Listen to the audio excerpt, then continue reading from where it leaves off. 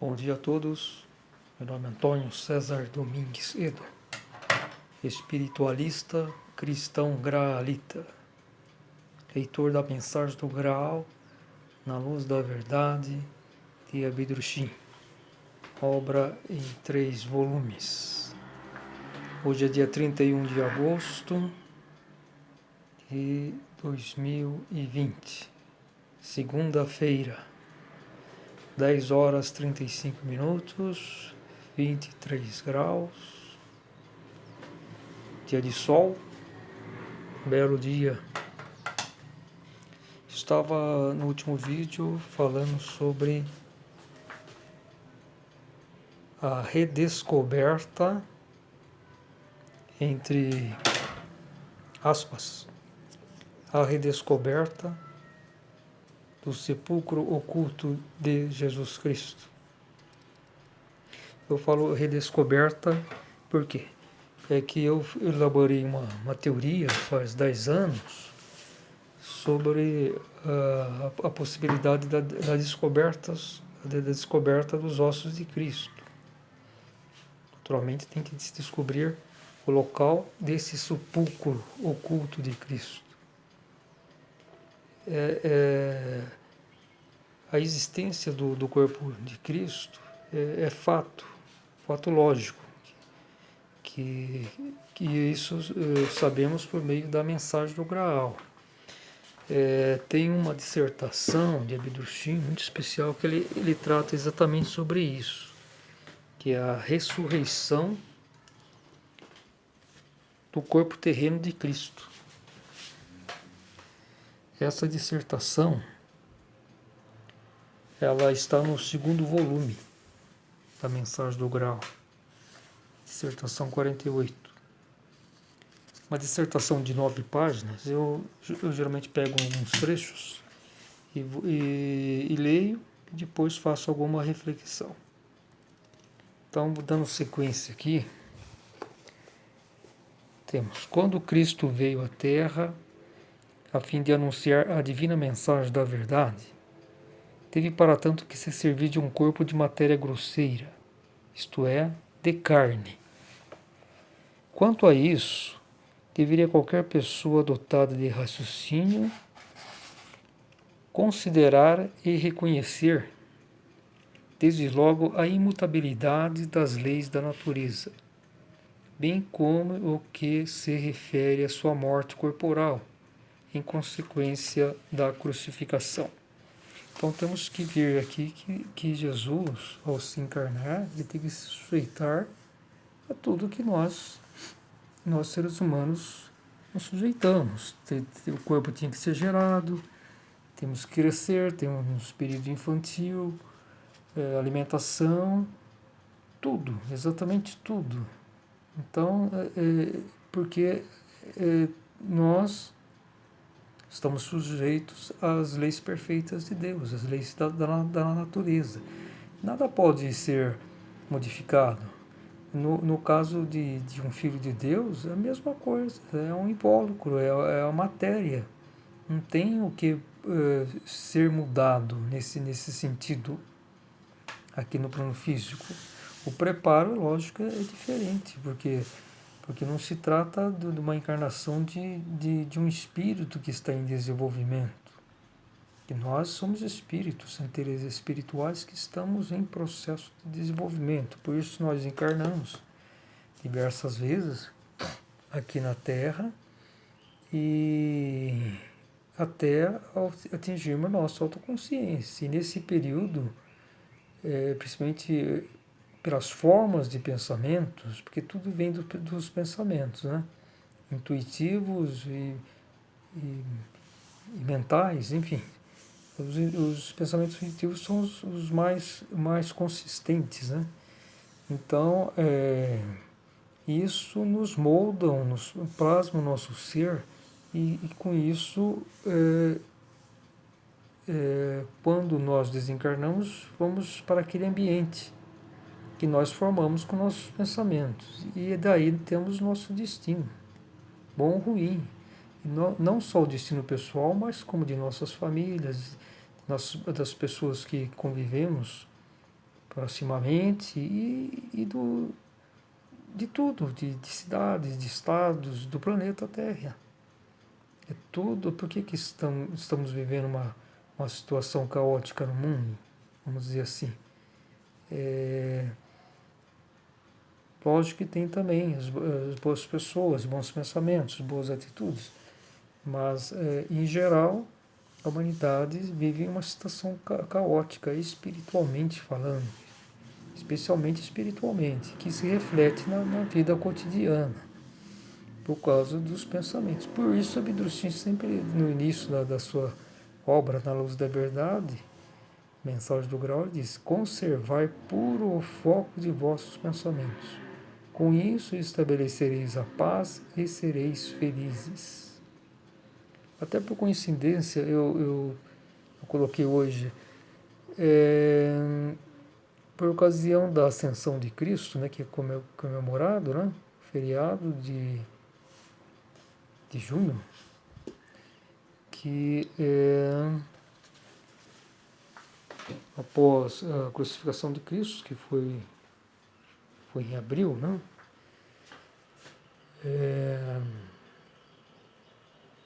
na Páscoa, né, dia 12, estou vendo aqui no calendário, depois 40 dias tem o Corpus Christi. Já deu mais ou menos 60 dias, mas enfim, se comemora a Ascensão de Cristo. Então eu me propus a escrever no Facebook sem bons pensamentos, sem boas coisas. Então, aí eu estava imaginando como eu poderia fazer isso de uma forma adequada. Então, e todo dia eu coloco assim uma frase. Então, assim, hoje plantarei na terra mais. Aí eu comecei amor, depois no segundo dia pureza, depois justiça, união, 2 perdão, na verdade, né? 1 amor, 2 perdão, 3 justiça, 4 união, 5 pureza, 6 convicção, 7 compaixão, enfim, boas palavras, né? E eu pensei, vou ficar durante 100 dias colocando essas palavras, né? Positivas, reforçando os nossos pensamentos, nossas atitudes, né? E hoje é o 83º dia, eu coloquei bons pensamentos. Então isso é fundamental. E até eu tenho sempre um projeto de escrever livros, assim, escrevi muitas coisas, mas nunca se efetivou, né? E eu tenho que ter o costume de colocar um título, né, para um possível livro, né? A gente sempre tem muitas atividades, enfim, e a gente acaba, às vezes, não se concentrando de tal forma para escrever um livro, né? E aí eu tenho o costume de colocar um título para um livro que eu poderia escrever, né? Então eu coloquei assim, hoje mesmo, bons pensamentos, porque isso é fundamental na vida nossa, né? Para o nosso futuro, para a humanidade, é vigiar os pensamentos, porque existem as formas de pensamentos que nos acompanham, principalmente aquelas intuitivas, aquelas que são mais essenciais, né? E isso forma tudo o nosso ser. As falsas crenças, não é só isso, né? Refletir sobre as falsas crenças, como em relação a essa questão do próprio Cristo, né? Que se pensam, forma coisas erradas, fora da justiça e da pureza de Deus, e por consequência do amor de Deus também. Como, por exemplo, essa questão de supor que Cristo veio aqui na Terra para morrer, para assumir nossos pecados. Isso é completamente falso. Isso foi um crime bárbaro e a humanidade só se sobrecarregou com isso. O que salva é a palavra dele, a palavra viva dele, desde que seja bem compreendida e vivenciada por nós. Essa é a nossa tarefa como espíritos humanos.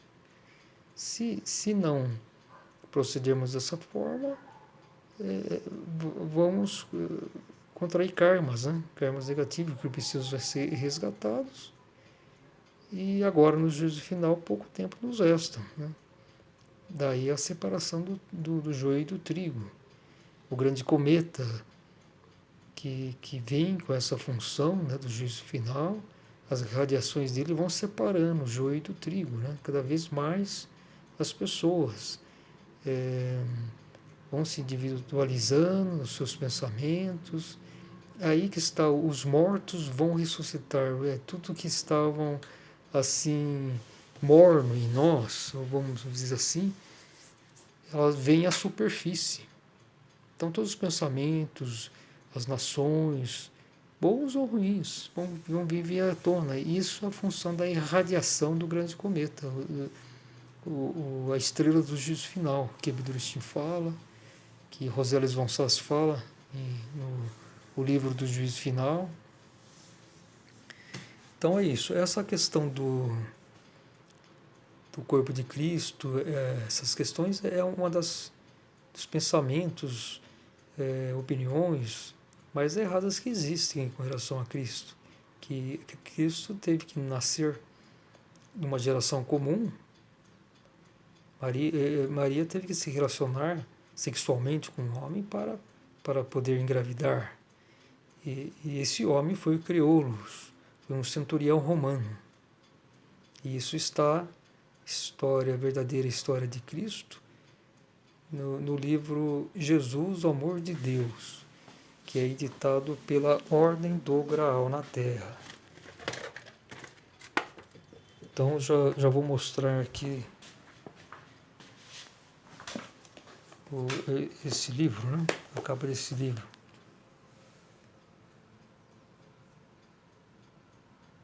Jesus, o Amor de Deus, verdadeira história de Cristo. E também vamos explicar que o livro do Juízo Final, de Rosales von Sass, que é Rosales von Sass, segundo a minha convicção, viveu outrora como rainha de Sabá e como Maria Madalena. E ela é aquela personagem que Cristo falou, que no juízo, rainha de Sabá vos acusará, né, pelo estado da humanidade, a responsabilidade. Então está aqui, ressurreição do corpo terreno de Cristo. Quando Cristo veio à Terra a fim de anunciar a divina mensagem da verdade, teve para tanto que se servir de um corpo de matéria grosseira, isto é, de carne. Quanto a isso, deveria qualquer pessoa dotada de raciocínio considerar e reconhecer desde logo a imutabilidade das leis da natureza, bem como que se refere à sua morte corporal em consequência da crucificação. Então Jesus, a pedido de Maria de Nazaré, o corpo dele foi ocultado por José de Arimateia e apóstolo João. E esse local, isso eu sempre digo, né? Na minha teoria, fica no interior do Calvário de Gordon.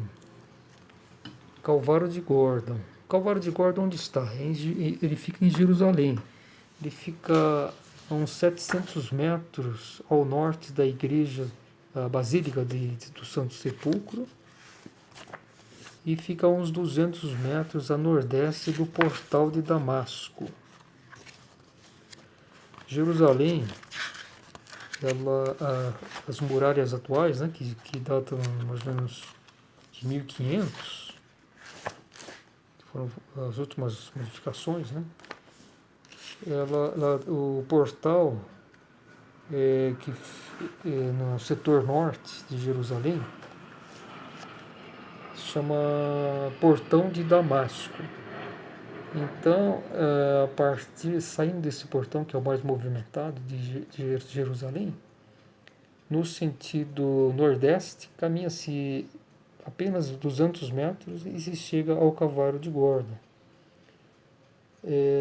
Jerusalém, ela tem Vamos ver quantos portais que ela tem.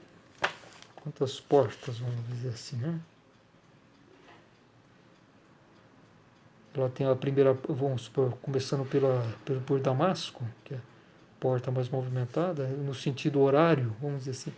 A primeira é o portão de Damasco, o segundo o portão de Herodes, também no setor norte.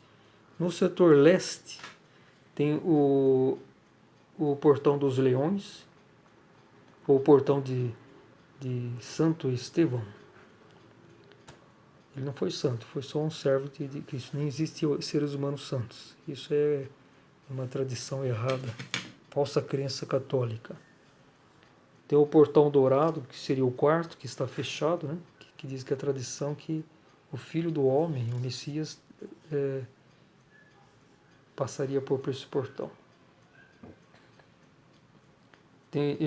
Ambos estão no portão leste, no setor leste. Na parte sul está o portão do Monturo.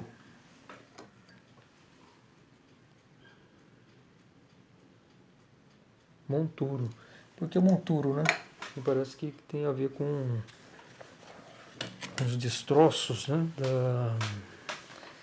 daquela região que os islâmicos fizeram, colocaram no sentido da destruição, né, de quando os muçulmanos conquistaram Jerusalém, enfim, o domínio, né? Então eles destruíram muitas coisas, né? E até é interessante que nas construções, né, diz que eles acumulavam lixos, né, com monturos, mas conservaram os alicerces, né? Então, através aí foi até relativamente fácil para os judeus, né, reconstruírem muitas construções só removendo o lixo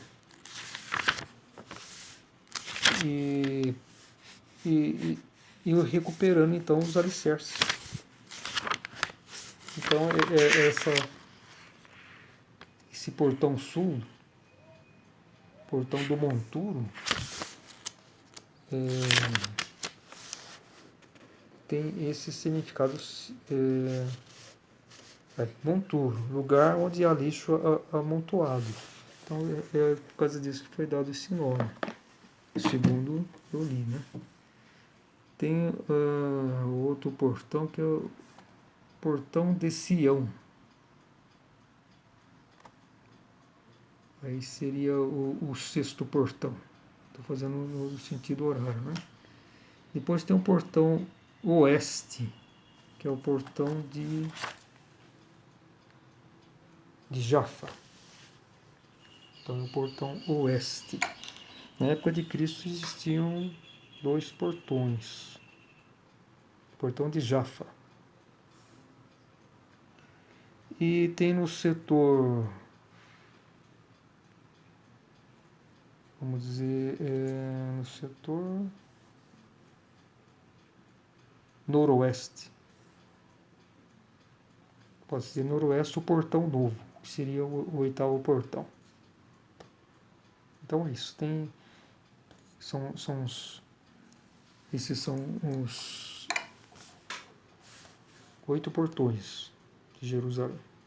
Então, rememorando, então, aqui tem o portão de Damasco, que justamente é esse que fica próximo do Calvário de Gordon, seria o portão 1.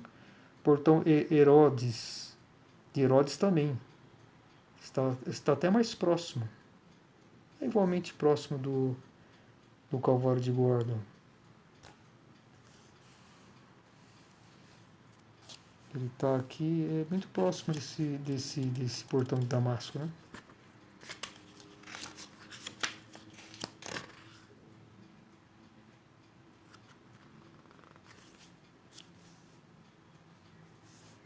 talvez uns 250 metros. Seria o portão 2, portão 3, portão dos leões, portão 4, portão dourado, portão 5, portão do monturo, portão 6, portão de Sião, portão 7 de Jafa, e o portão novo seria o 8º, de Jafa 7º, e o portão novo seria o 8º. Mas são 7 portões que estão funcionando, porque esse portão dourado da esplanada do templo, né, ele está fechado, porque para uma tradição diz que ele só seria aberto quando o Messias passar por ele. Agora, esse Messias seria, na verdade, o Espírito da Verdade, que Jesus prometeu, e o Senhor do Juízo, né? Mas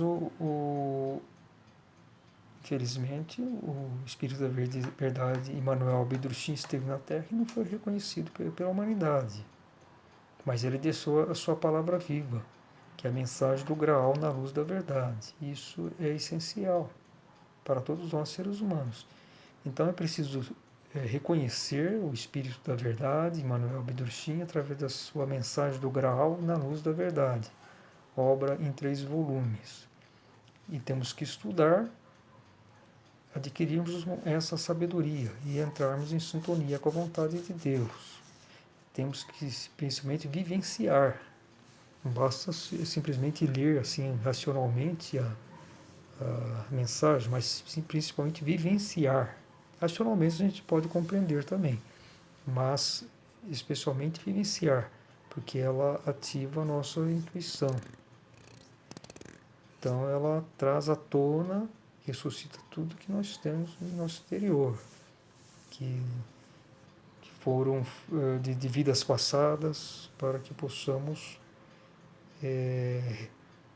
vir à tona essas boas e más qualidades e vermos em nós o que prevalece. Então, aí a separação do joio e do trigo. Então, ninguém vai obter sua salvação e voltar ao paraíso celeste sem esse reconhecimento do Espírito da Verdade. A Bíblia ela só pode ser útil para aquele que conhece a luz da verdade e vivencia, porque senão fica a fé pecadora. Ele fica na fé pecadora, que a fé é fé cega. Ela não, a pessoa não reflete, a pessoa não questiona, a pessoa não simplesmente aceita, porque familiares disseram, que outra pessoa disse, e essa vão ser considerados joio imprestável. Então, aí que está a questão da fé. A fé, Jesus exigiu dos seres humanos para aquela época, que era outra realidade. O ser humano era muito mais primitivo, assim, intelectualmente. Intuitivamente, eles eram mais ligados ao espírito, às coisas espirituais do que nós. Mas mentalmente, assim, racionalmente, eram muito mais primitivos. E hoje, a vontade de Deus, portanto, Deus Pai, exige de nós a convicção. A partir da convicção vem as ações. Então, hoje, ter fé hoje é pecado. A fé tem que se tornar convicção. É pecado por quê? Porque é algo errado, contrário à vontade de Deus. A vontade de Deus exige convicção. E convicção se faz através de análises irrestritas. Temos que analisar intuitivamente, ler, analisar, refletir, para sabermos onde está a luz e a verdade.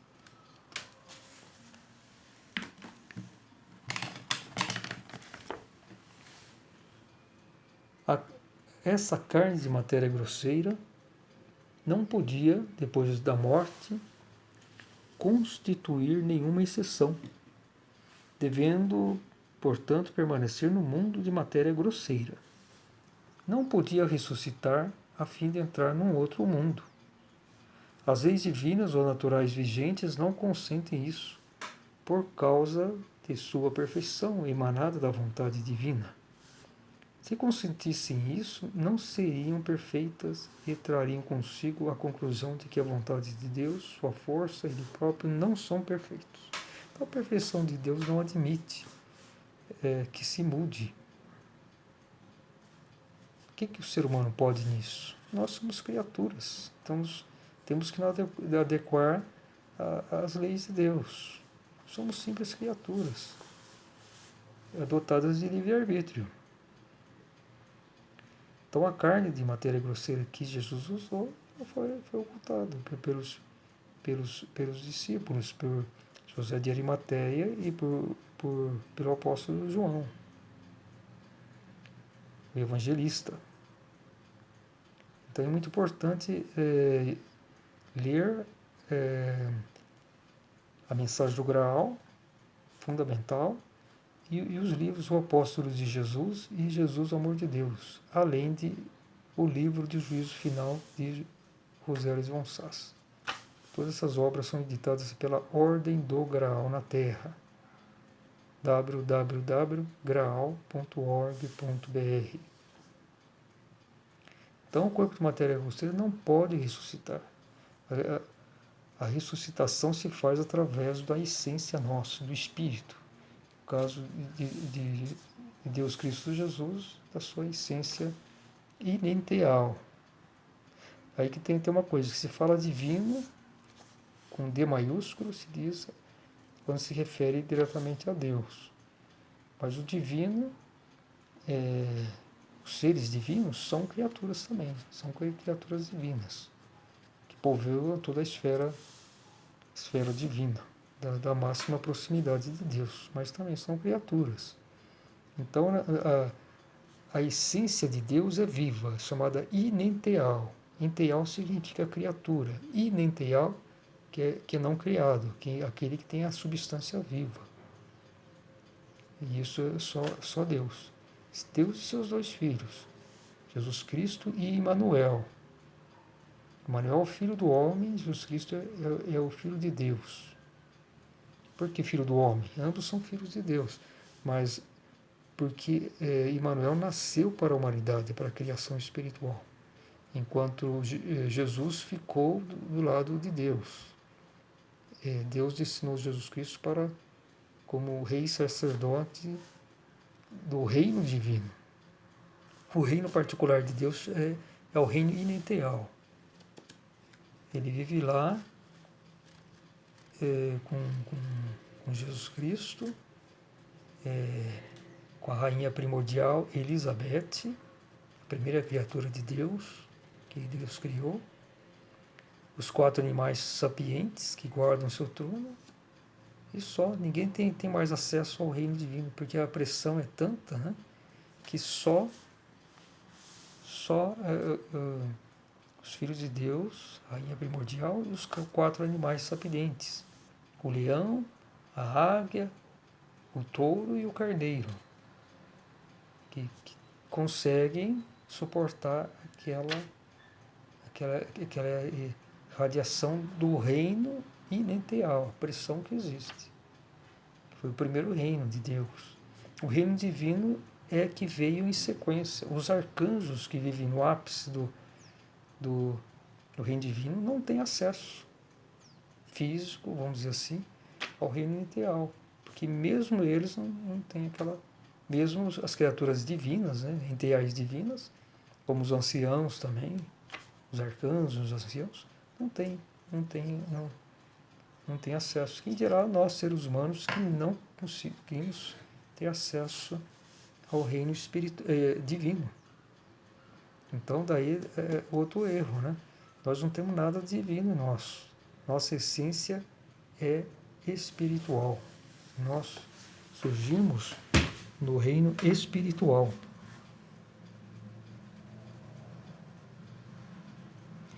E faço um parênteses aqui, que o Calvário de Gordon, o interior do Calvário de Gordon, é no fundo da caverna, órbita direita do Calvário de Gordon. Eu sempre falo isso. Qualquer pessoa que pesquisar aí sobre o Calvário de Gordon, ver a face do Calvário, vai ver lá a órbita, caverna direita. A órbita se refere porque parece uma caveira, né? Uma gigantesca caveira de 15 metros de altura em relação ao piso. Então tá lá, a órbita direita, que tem mais ou menos, é uma caverna que tem mais ou menos 1,5 metros de largura por acho que tem uns 2 metros de largura aí na entrada e mais ou menos 1,5 metros de altura. Mas no fundo da caverna, uma pequena caverna, minúscula, né? Do lado direito, a meia altura, segundo minha teoria, lá que está uma entrada para o sepulcro oculto de Cristo. E está obstruída. Eu tenho fotos, notas lá no Facebook que eu mostro essas fotos, sempre estou divulgando. Então é isso.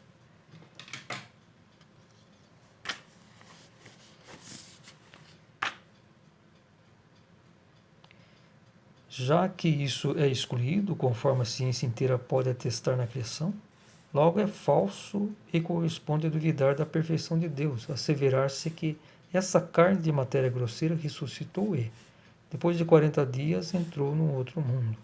Então a ciência terrena, ela atesta isso. Então, fisicamente, a ciência ligada ao espaço do tempo vê da impossibilidade de um corpo de matéria grosseira simplesmente se transformar em outra substância. Isso não é possível. Porque a substância material fica na matéria, a substância espiritual fica no reino espiritual. Não há só uma comunicação, é um todo, mas isso tudo não pode transgredir as leis, não pode ultrapassar essas fronteiras, vamos supor, físicas, né? Por isso que nós somos espirituais, nós não somos divinos. Nós, na nossa perfeição, voltaremos, após adquirir a autoconsciência, ao reino espiritual, é o nosso paraíso. Então, muita paz, muita luz. Namastê.